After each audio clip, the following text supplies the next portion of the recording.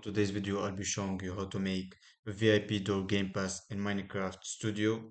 So first of all, open Google, go to your creatorroblox.com, open your game, and then scroll down to its settings, go to passes, and then create a pass and copy its ID.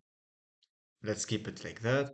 And then I will leave the website in the description, the link in the description of this module that you will need to get it to your Roblox Studio.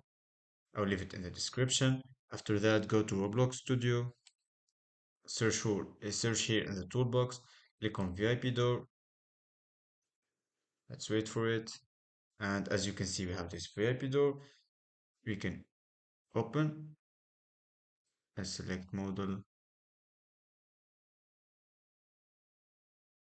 Wait. After that, we have this client.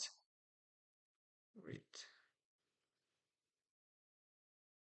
Not like this. All we have to do is just to change the location of client. We go under, and then we will place it under starter play scripts, and that's all we need to do it to make VIP door Game Pass in Roblox Studio, and it will be working fine too.